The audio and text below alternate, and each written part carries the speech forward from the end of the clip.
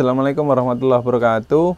Ketemu lagi dengan saya Dr. Iwan Bima. Hari ini kita akan sharing lagi yang temanya cukup hits di peternak, yaitu kenapa sapi susah bunting. Jadi ketika sapi habis melahirkan itu peternak harus menunggu lama, bahkan sampai pedetnya besar, itu induknya belum juga minta IB atau tidak birahi lagi.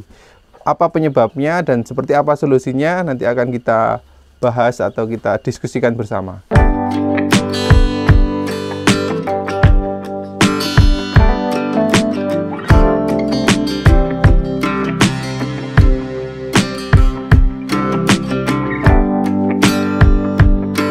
Saat ini saya ada di salah satu kandang peternak yang dia punya sapi PO. Kemudian kondisinya seperti yang teman-teman lihat, kondisinya pada BCS 1. Jadi kondisi induk seperti ini sangat kurus ya nilainya. Induk-induk seperti ini rentan dia mengalami gangguan reproduksi. Ya, jadi karena kondisinya sangat kurus, maka energi yang ada dalam tubuh sapi tidak cukup banyak untuk bisa menimbulkan birahi. Sehingga bisa dikatakan sapi yang seperti ini susah untuk birahi. Kenapa hal itu bisa terjadi? Jadi hal ini bisa terjadi karena ya sapinya kekurangan pakan. Sapi yang mengalami kekurangan pakan dalam jangka panjang, maka organ-organ reproduksinya, organ-organ peranakannya, ini biasanya mengalami penurunan fungsi. Jadi bisa dikatakan tidak aktif. Sehingga ketika sapi itu yang harusnya 40-90 hari atau 2-3 bulan setelah beranak, normalnya sapi akan mengalami birahi kembali dan DIB. Maka pada sapi-sapi yang mengalami kekurangan nutrisi, pada sapi seperti ini bisa dipastikan sapi-sapi seperti ini akan mengalami birahi diam atau bahkan tidak birahi sama sekali. Nah, ini masalah yang ada di peternak dan cukup banyak, tapi tidak disadari oleh peternak. Padahal hal ini sangat merugikan ketika kita memelihara sapi dengan tujuan untuk breeding atau dianakkan. Kenapa kondisi seperti ini dikatakan rugi? Karena sistem pemeliharaan breeding, kita tahu bahwa breeding itu siklusnya sangat panjang. Biaya harian yang dikeluarkan ketika peternak itu harus ngarit, itu tinggal mengalikan saja berapa ribu per hari kali biaya pemeliharaan. Kalau sampai buntingnya mundur, sapinya tidak birahi lagi, ya otomatis biaya operasional akan semakin tinggi ketika sapinya tidak bunting-bunting. Nah, itu menjadi problem besar dalam dunia breeding. Kemudian seperti apa solusi supaya sapi itu cepat birahi ketika atau setelah melahirkan? Usahakan secara sederhana, yaitu jangan sampai sapi itu susu terlalu banyak ya. Ketika sapi itu tidak susu terlalu banyak atau kondisi tubuhnya tetap stabil, maka bisa dipastikan bahwa organ reproduksi itu akan cepat mengalami pemulihan, sel-selnya diperbarui, dan dia akan segera berfungsi kembali. Sehingga biasanya sapi yang kondisinya tetap stabil setelah melahirkan, kondisinya tidak kurus, dia sehat, maka biasanya 40 hari sampai 60 hari setelah melahirkan sapinya akan segera birahi lagi.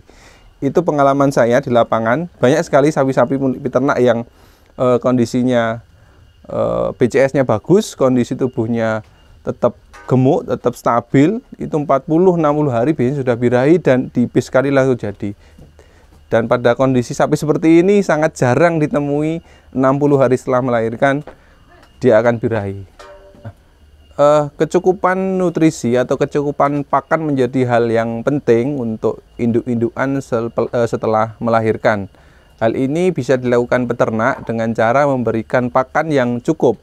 Cara sederhana untuk melihat kecukupan gizi dari pakan yang kita berikan adalah dengan melihat postur atau bobot sapi kita. Pakan yang diberikan bisa kurang lebih 10% dari berat tubuh ternak. Artinya ketika kita punya induk bobot 400 kg, maka pakan yang harus kita berikan pada ternak adalah minimal sejumlah 40 kg. Itu menjadi standar kualitas atau jumlah pakan yang bisa kita berikan pada ternak. Selain mungkin peternak bisa memberikan konsentrat sebagai bahan pakan tambahan ketika kualitas pakan yang diberikan itu kurang bagus, atau bisa ditambahkan dengan mineral-mineral atau premix ke dalam minum atau konsentrat yang diberikan. Gangguan reproduksi ketika sapi kondisinya bagus tetapi belum juga menunjukkan tanda-tanda birahi, itu biasanya terjadi gangguan hormonal pada indukan. Nah, hal ini bisa dideteksi lebih awal ketika peternak bisa melakukan pemeriksaan dengan cara meminta bantuan dokter hewan untuk segera mendeteksi dini adanya gangguan pada ternaknya. Apabila tindakan pemeriksaan bisa kita lakukan lebih dini, maka penanganan yang cepat dan akurat bisa kita lakukan lebih awal sehingga meminimalkan adanya kerugian sapi ya, karena dia terlambat bunting ya. Itu bisa kita lakukan karena nanti pasti oleh dokter hewan disarankan mungkin ketika ada radang pada rahim dilakukan kiret istilahnya atau spool, atau misal ada gangguan hormonal bisa dilakukan dengan induksi atau rangsangan hormonal. Oke, sekian sesi sharing hari ini tentang kondisi di lapangan pasca induk melahirkan, kenapa tidak segera bunting. Bila ada pertanyaan tentang ternak-ternak Anda, silahkan ajukan pertanyaan pada kolom komentar yang ada di bawah ini. Sekian, Assalamualaikum warahmatullahi wabarakatuh. Semangat beternak!